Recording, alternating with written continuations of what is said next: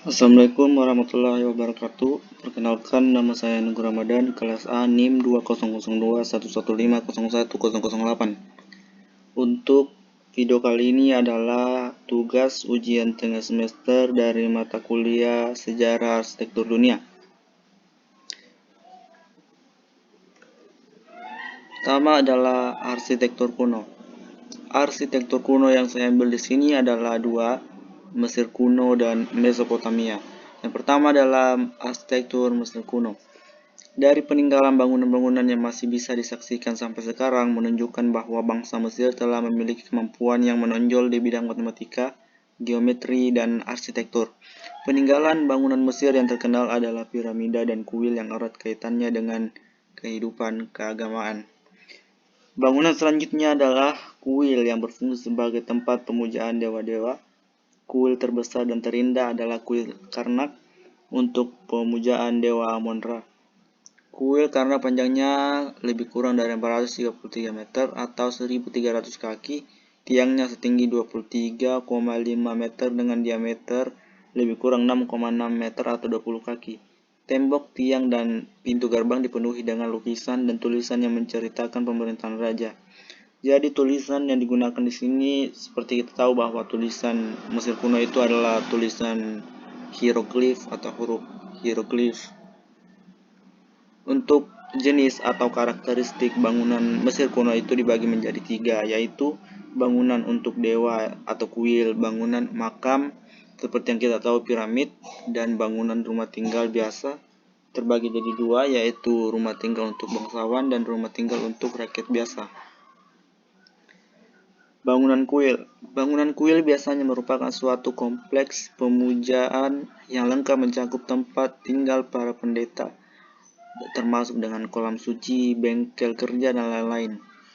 Kuil dirancang terutama untuk dinikmati dari dalam, bukan dari luar, sebagai penghias alam. Bagian utamanya adalah sebuah pilon atau dua piramid yang dipotong puncaknya membentuk gerbang besar. Sebuah pengalaman dengan tiang tanpa atap, sebuah ruangan beratap tinggi dengan langit-langit yang disangga oleh tiang-tiang kokoh dari batu pasir.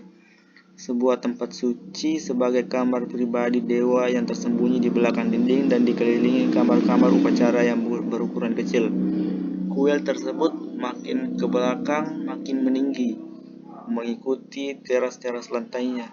Sedangkan langit-langitnya makin ke belakang makin menurun, sehingga secara keseluruhan makin ke dalam, makin mengecil, gelap, dan mencerminkan kemisteriusan.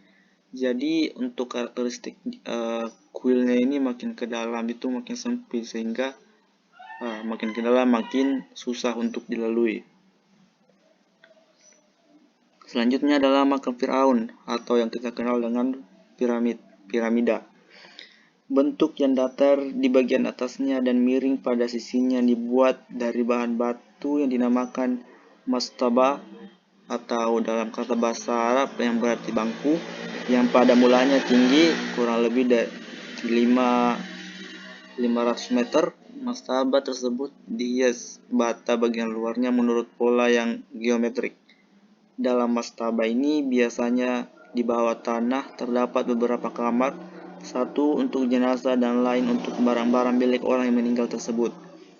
Selain itu, piramid dilengkapi dengan tempat pemujaan, patung penjaga atau sphinx. Ini patung sphinx, patung setengah manusia, setengah hewan atau mungkin hewan mitologi dari Mesir kuno. Terus ada monumen 20-30 meter, pintu-pintu palsu 13 di antara 14 dipenuhi dengan lorong-lorong jebakan yang beracun, dilengkapi tangga dan lorong sebagai simbol menuju langit di mana para roh bergabung dengan dewa matahari, Amon, dan dewa bulan Ra dalam perjalanan menuju surga dalam kepercayaan Mesir kuno. Selanjutnya adalah bangunan rumah tinggal. Bangunan rumah tinggal yang lengkap milik keluarga bangsawan terdiri dari sebidang tanah yang cukup luas yang didahului sebuah pintu gerbang. Bangunan induk terletak di tengah dengan bentuk segi empat yang dibangun dengan bahan bata mentah atau lumpur yang dikeringkan. Rumah Mesir kuno dibangun dari batu bata yang terbuat dari lumpur. Lumpur dikumpulkan dalam ember dan dibawa ke lokasi pembangunan, kemudian ditambahkan jerami dan kerikil ke lumpur untuk memperkuat batu bata. Jadi dia mengambil material ini sesuai dengan apa yang ada dalam wilayah mereka. Selanjutnya adalah ruang keluarga, sering berada di lantai atas atap atau berbagai aktivitas dilakukan di tempat tersebut. Terdiri dari 2 hingga 4 kamar di lantai dasar, sebuah halaman tertutup, dapur di belakang rumah, dan 2 gudang untuk penyimpanan di bawah tanah. Atapnya juga digunakan sebagai living room dan penyimpanan. Penduduk desa menghabiskan sebagian besar waktu mereka di luar rumah. Mereka sering tidur, memasak, dan makan di atas rumah-rumah mereka yang beratap datar.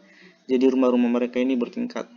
Tuan rumah memiliki kursi di atas sebuah panggung. Ada beberapa bangku dan 1 atau 2 meja untuk para tamu, diterangi oleh sebuah jendela kecil yang tinggi di atas atap kamar pertama. Ruangan ini dihiasi dengan gambar-gambar suci di sepanjang dinding dan sebuah meja persembahan di depan pintu. Di belakang ruang tengah adalah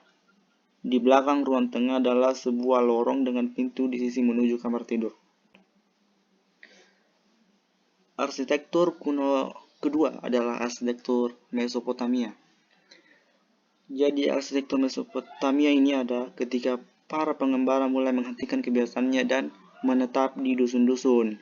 Jadi para pengembara yang nomaden ini sudah memiliki wilayah yang tetap. Rumah tinggal dibangun dari bata yang dijemur, dan tiap-tiap rumah terdiri dari 6 sampai 7 ruang berbentuk panjang melorong yang diatur mengelilingi sebuah halaman atau patio sehingga hawa panas di luar tidak masuk ke dalam rumah. Patio sebagai halaman dalam sangat penting, artinya bagi orang-orang Mesopotamia, patio tersebut mengikat ruang yang mengelilinginya, yang terdiri dari ruang-ruang berbentuk rangkaian segi panjang yang sempit melorong yang ditutup oleh atap melengkung. Bahan bangunan terdiri dari bata lumpur yang dikeringkan sehingga secara struktural merupakan tatanan dinding bata yang cukup tebal. Di samping karena bahannya sendiri juga dapat mengkondisikan ruang dalamnya agar panas dari luar tidak terbawa masuk. Bukan pada pintu dan jendela cukup kecil saja, juga agar hawa panas tidak masuk ke dalam ruang, sedangkan kesan secara keseluruhan masif. Jadi dia ini memiliki lubang-lubang kecil supaya tidak dibuat besar lubangnya supaya hawa panas itu tidak masuk ke dalam ruangan mereka. Karakteristik arsitektur Mesopotamia. 1. Desain yang disukai adalah batu bata pudar yang agak tidak stabil, sehingga tukang batu Mesopotamia akan meletakkan sebaris batu bata tegak lurus dengan desainnya setiap beberapa baris. Kedua, batu bata dipanggang dengan sinar matahari untuk mengeraskannya. Jenis batu bata ini jauh lebih tahan lama dibandingkan batu bata yang dipanggang dengan oven, sehingga pada akhirnya bangunan akan rusak. Jadi mereka membuat batu bata dengan mengeringkannya dalam bawah matahari tanpa memanggangnya. Namun seiring berjalannya waktu, arsitek Assyria kemudian mulai membebaskan diri dari pengaruh Babilonia dan menggunakan batu serta batu bata. Dinding istana Assyria dilapisi dengan pahatan dan lempengan batu berwarna, alih-alih dicat seperti di Kastim. Jadi mereka menggunakan batu berwarna untuk menghiasi istana-istana mereka tanpa mengecat. Di Babilonia, sebagai pengganti relief dasar, lebih banyak digunakan figur 3 dimensi dan lingkaran. Bangunan Mesopotamia. Bangunan Mesopotamia di sini ada 3, yaitu ziggurat, monumen keselamatan terbesar musim panas yang bernama The Ziggurat of Ur, yang merupakan monumen penghormatan kepada salah satu dewa atau Tuhan mereka, bulan dan gunung, sebagai rumah yang diberikan kepada pendatang pertamanya. Jadi ini ziggurat. Selanjutnya adalah Taman Gantung. Pada abad ke-5 sebelum Masehi, sebuah taman yang diasumsikan orang sebagai taman surga atau paradise, seperti yang diungkapkan pada setiap kitab suci. Taman ini kemudian dikenal dengan Taman Gantung Babilonia yang megah seluas 4 are. Ini merupakan gambar dari Taman Gantung itu. Selanjutnya kuil. Memiliki tinggi rata-rata 50 meter, terdiri dari 5 tingkat dengan kuil utama yang terdapat di puncaknya. The Great Ziggurat of Ur di Irak merupakan salah satu yang terkenal dan struktur bata masif itu terdapat di bekas wilayah Mesopotamia. Arsitektur zaman kedua selanjutnya adalah arsitektur klasik. Untuk di sini saya ambil arsitektur klasik Yunani dan arsitektur klasik Romawi. 1. Arsitektur klasik secara umum. Arsitektur klasik merupakan ungkapan dan gambaran perjalanan arsitektur Eropa yang secara khusus menunjuk pada karya-karya arsitektur yang bernilai tinggi dan first class. Arsitektur klasik dibangun dengan 3 tujuan, yaitu rumah tinggal, rumah peribadatan, dan tempat berkumpul seperti balai kota. Secara umum, ciri arsitektur klasik adalah banyak ornamen atau hiasan, penggunaan kolom dan balok sebagai elemen utama, pengerjaan yang cukup lama, memanfaatkan efek distorsi mata, menggunakan bahan langsung dari alam. Arsitektur klasik memiliki nafas modern seperti desain gedung yang rumit, misalnya pada atap, tiang, bahkan struktur batu marmer dibuat dengan detail dan sempurna. Sejarah arsitektur klasik. Arsitektur klasik muncul seiring dengan dimulainya peradaban tulisan secara formal di dunia barat. Arsitektur klasik mulai muncul dari abad pertama hingga abad ke-14 sebelum masyarakat Eropa memasuki zaman Renaissance. Masyarakat Yunani kemudian merekam kebudayaannya dalam 3 manuskrip utama, di mana salah satunya adalah The Book of Art and Architecture. Selanjutnya, buku The Book of the Art and Architecture berisi rekaman segala bentuk seni dan arsitektur di peradaban saat itu. Dari Yunani kemudian gaya arsitektur klasik menyebar ke kerajaan Romawi hingga menyebar ke seluruh daratan Eropa kemudian dunia. Arsitektur klasik Yunani. Ini adalah arsitektur pertama. Arsitektur Yunani klasik mengacu pada zaman klasik Yunani seperti yang digunakan Yunani kuno pada periode Helenistik. Arsitektur Yunani ditandai dengan adanya kuil Parthenon yang menjadi ikon dari zaman ini. Banyak bangunan di periode ini dipengaruhi oleh kepercayaan politeisme yang dianut oleh masyarakatnya. Terlihat dari kuil-kuil yang berbeda untuk menyembah dewa-dewa yang berbeda pula. Mereka memiliki banyak dewa, banyak penguasa, sehingga kuil-kuilnya itu banyak untuk dipersembahkan kepada satu dewa dan lain-lain. Ciri utama arsitektur klasik Yunani menggunakan struktur dinding masif dengan material batu alam yang dipotong persegi dan ditumpuk. Penggunaan struktur tumpuk juga ada pada kolom di luar bangunan. Di atas kolom terdapat balok horizontal penyangga atap yang disebut entablature. Sebagai konsekuensi dari penggunaan struktur masif ini, maka bentang lebar tidak dimungkinkan sehingga jarak antar kolom relatif sempit. Pada hubungan antar kolom dan entablature, biasa diberi ornamen berupa ukiran yang kemudian dikenal dengan gaya Doric. Adanya deretan kolom di luar dinding bangunan yang menciptakan visual yang berkesan megah yang berasal dari kepercayaan masyarakat Yunani yang sensitif terhadap alam. Kolom di sini tiang-tiangnya di luar itu tiang-tiangnya agak sedikit sempit sehingga untuk jalan masuknya itu agak sempit juga. Penganut aliran klasik ini menganggap tanda-tanda yang telah terjadi di alam adalah pelambang kehadiran para dewa. Oleh karena itu, mereka selalu berusaha dekat dengan alam dan kuil pun dibuat seolah-olah terbuka dan tidak masif. Hal tersebut menyebabkan bahwa arsitektur Yunani itu lebih sehat, sirkulasinya itu lebih ada. Contoh arsitektur klasik Yunani, kuil Olympienses, kuil Parthenon dan Valley of Temples, dan di sini ada kuil Erecton.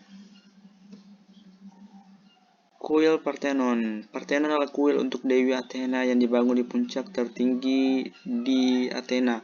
Jadi kuil ini sangat terkenal sampai sekarang masih ada peninggalannya.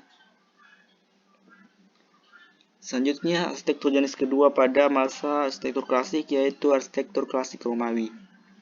Arsitektur klasik Romawi banyak membawa nilai-nilai Yunani dari segi pemerintahannya, kepercayaan, dan arsitekturnya. Dalam pengembangannya, arsitektur klasik Romawi mengembangkan tatanan Romawi, tipologi baru dengan Parthenon dengan tenda lingkaran, Pergamon, teknik konstruksi baru, kubah yang diterapkan dari Mesopotamia. Arsitektur Romawi hampir seluruhnya anonim seperti arsitektur Yunani dengan alasan yang sama, karena penguasa dan belum adanya profesi arsitek. Ciri utama arsitektur Romawi, penggunaan teknologi ini memiliki teknologi pembuatan busur. Jadi busur yang dimaksud itu adalah melengkung ini, gerbang seperti melengkung itu adalah busurnya, memiliki lubang pada puncak kubah sebagai sarana masukkan cahaya dari atas, adanya variasi kolom mulai menempel pada dinding televisi seperti bangunan pada Yunani. Colosseum Roma adalah sebuah teater yang terletak di ibu kota Roma. Colosseum ini masih kita bisa lihat sampai sekarang dan merupakan bangunan yang monumental, bangunan bersejarah. Selanjutnya adalah arsitektur abad pertengahan atau orang-orang biasa menyebutnya juga dengan arsitektur medieval. Di sini ada beberapa macam, ada Kristen awal, Romansky, Byzantium, Gothic, Renaissance, Baroque, dan Rokoko. Pertama adalah arsitektur Kristen awal. Bentuk dasar arsitektur gereja Kristen lama mengacu dari bentuk arsitektur Romawi, di mana arsitektur Kristen lama mengalami evaluasi dari beberapa tahap. Jadi arsitektur Kristen awal ini memiliki bentuk yang lebih modern lagi dan lebih megah lagi. Pengaruh lain secara umum adalah pemakaian altar, pemakaian model katakombe yaitu makam umat Kristen terletak pada ceruk bukit, bentuk dena basilika yang dikembangkan dengan menghilangkan salah satu tribun berbentuk setengah lingkaran, atap ditutup dengan konstruksi kayu yang sederhana, di mana hal ini merupakan tipikal dari arsitektur Kristen lama. Pemakaian metode konstruksi dari Romawi yaitu beton batu yang diplester dan diberi hiasan ornamen mosaik, yaitu pecahan batu yang berwarna-warni. Jadi sini gambarnya penerapan dari arsitektur Kristen awal ini. Yang pertama, yang ini adalah Saint Peter di Roma. Terus yang ini Saint Clemente di Roma juga. Dan yang ini Saint Flori Lemura. Penerapan dari arsitektur Kristen awal terdapat dari 3 gambar ini. Selanjutnya adalah arsitektur Romanesque. Romanesque adalah gaya arsitektur di Eropa pertengahan ditandai dengan belengkung setengah alat lingkaran. Beberapa tipologi bangunan di zaman arsitektur Romanesque adalah dena berbentuk salib. Jadi dia ini memiliki bangunan yang berbentuk salib. Pada umum tersebut pola melingkar mengambil pola kuil Parthenon di zaman Romawi. Pilar atau kolom diletakkan dalam ruangan yang tidak menempel pada dinding.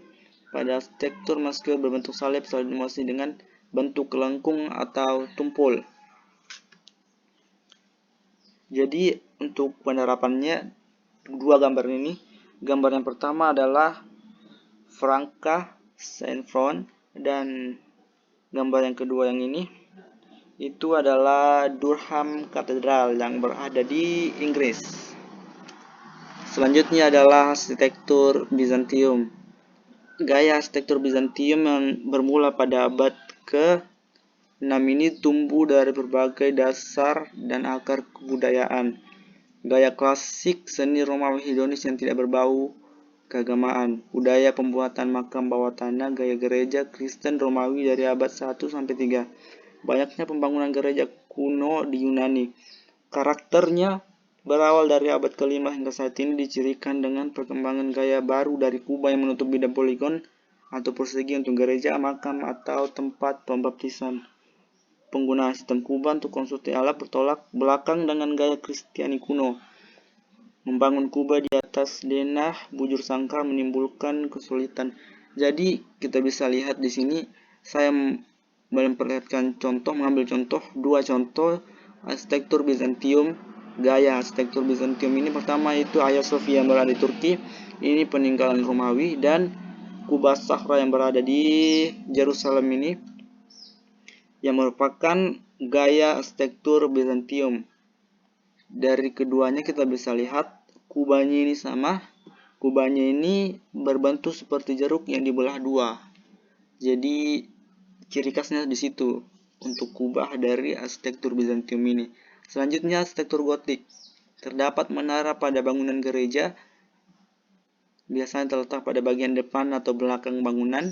Terdapat rose window. Rose window ini kaca patri. Adanya rip vaulting, yaitu atap bangunan yang menyerupai membran yang disusun memiliki unsur arsitektural sebagai salah satu peninggalan bentuk arsitektur gotik. Penebalan kolom atau tiang sebagai perkuatan struktur bangunan yang merupakan ciri khas dari bangunan gotik, dan jajaran kolom yang terpadu dengan rip vaulting menjadi unsur utama konstruksi bangunan. Jadi untuk arsitektur gotik ini saya mengambil satu contoh di Melbourne, Australia. Ini adalah Saint Catholic Paul di Melbourne, Australia. Selanjutnya arsitektur Renaissance. Arsitektur Renaissance ini berjaya pada abad 15-17 Masehi. Munculnya kembali langgam-langgam Yunani dan Romawi. Jadi arsitektur ini memakai kembali langgam-langgam atau gaya-gaya yang dipakai oleh Yunani dan Romawi yang dipakai sebelumnya. Bentuk dananya yang terikat dengan dalil-dalil yang sistematik, yaitu berbentuk simetris, jelas, dan teratur dengan teknik konstruksi yang bersahaja. Di satu pihak, ketaatan pada dalil ini mencerminkan pelakuan yang diberi pada dasar arsitektur, yaitu arsitektur ditangani dengan menggunakan daya nalar atau pikiran yang rasional. Ornamental dan dekoratif dari bangunan dihasilkan sebagai penanda dan penunjuk dalil yang digunakan.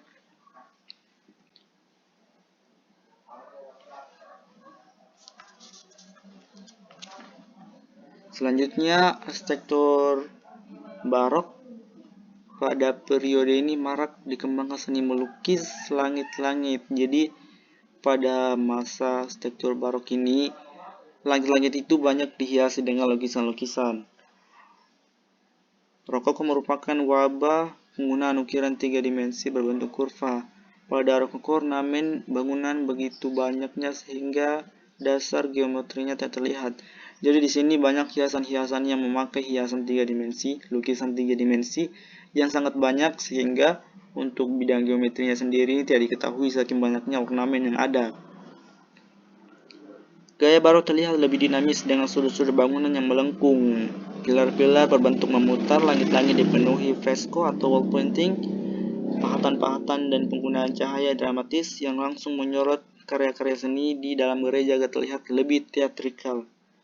Selanjutnya arsitektur rokoko.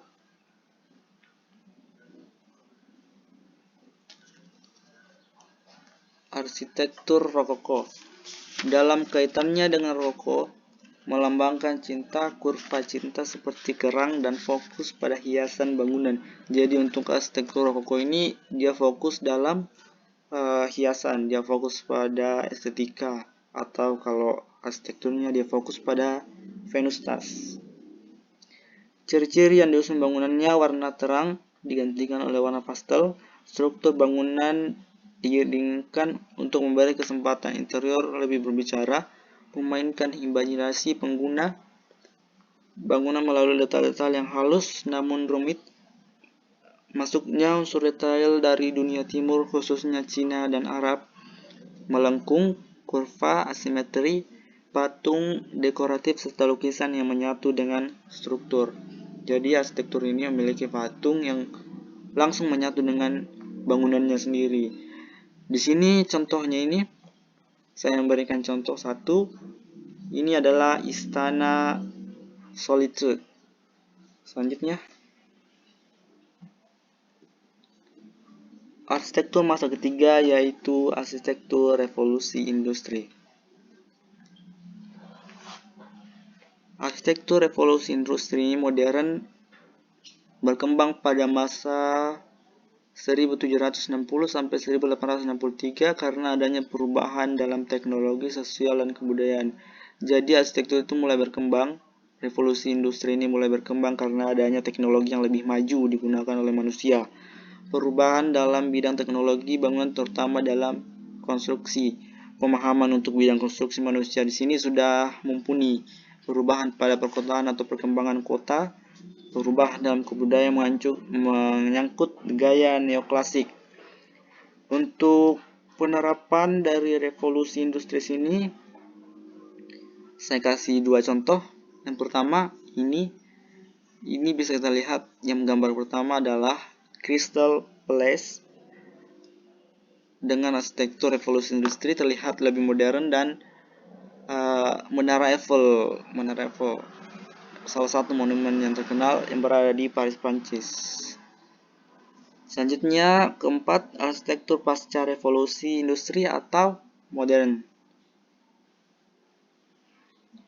Arsitektur modern. Karakteristik arsitektur modern pada umumnya adalah suatu penolakan terhadap gaya lama, suatu yang mengadopsi prinsip bahwa bahan dalam fungsi sangatlah menentukan hasil dalam suatu bangunan, suatu yang menyangkut tentang mesin, menolak adanya bordiran atau ukiran dalam bangunan, menyederhanakan bangunan sehingga format detail menjadi tidak perlu.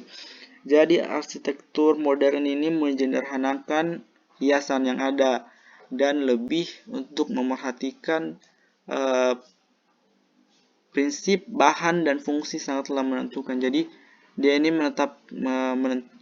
seperti tadi ada gaya arsitektur yang cuma mengedepankan hiasan atau estetika.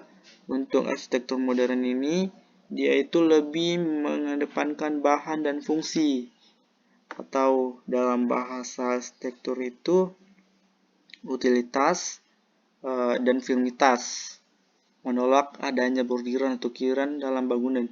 Dia ini lebih sederhana, tapi untuk fungsinya itu dikedepankan, fungsinya itu lebih banyak, fungsinya itu lebih bagus lagi, menyederhanakan bangunan sehingga format detail menjadi tidak perlu. Jadi untuk contoh dari arsitektur modern ini bisa saya lihat contohnya. Ini adalah bangunan yang dirancang oleh Le Corbusier. Ini namanya Villa Savoye yang dirancang oleh arsitek terkenal yaitu Le Corbusier. Mungkin demikian presentasi saya untuk tugas sejarah arsitektur dunia ini dari masa arsitektur kuno sampai arsitektur pasca revolusi industri atau arsitektur modern dan penerapannya. Mungkin ada yang salah, mohon dimaafkan. Assalamualaikum warahmatullahi wabarakatuh.